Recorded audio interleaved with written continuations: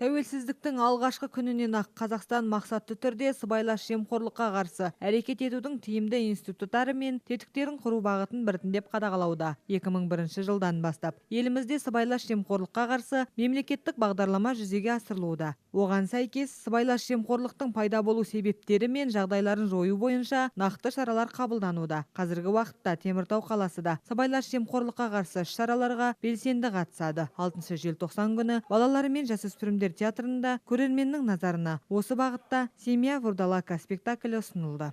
Спектакль, он как бы... Бұл спектакльде барлығы сыбайлас жемқорлық туралы баяндалады. Ал мен өз көзіммен көргенді айтатын болсам, бұл жерде адамның жан дүниесінде орын алған жемқорлық басым суреттелетіндей. Себебі көп жағдайда біз шындықты көргіміз келмейді. Көріп байқап тұрсақ та, жылы жауып қоятын кездеріміз болады.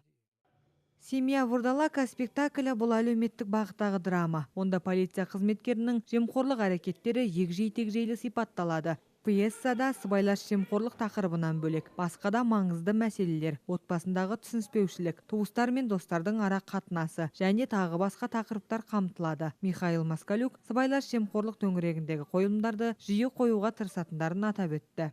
Семья вурдалака. Вурдалактың отбасына тоқталсақ, вурдалак деген сөз қанішер деген сөзді білдіреді. Яғни бұл отбасы өз мүддесі үшін барлығына баратын жандардан құралған. Бұл спектакльде үлкен мазмұн жатыр. Бұрындары біз жамандық келе жатқан уақытта қоңырауды соғатын едік. Бұл да сол қоңырау іспетті. Сыбайлас жемқорлық дегенде үлкен дерт.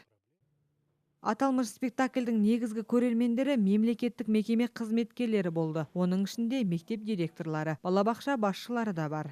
Сегодня госслужащие. Бүгін мемлекеттік қызметкерлер, оның ішінде мемлекеттік қызмет істері және сыбайлас жемқорлыққа қарсы іс-қимыл агенттігінің бөлімшелерінің өкілдері де бар. Осы балалар және жасөспірімдер театрына арнайы қойылым тамашалау үшін жиналды. Бұл қойылымды көрсетудегі басты мақсат жаңадан жұмысқа орналасқан жас қызметкерлер алданғы қатардың қателіктерін қайталамаса екен дейміз. Осыны көріп сәл де болса ойланса.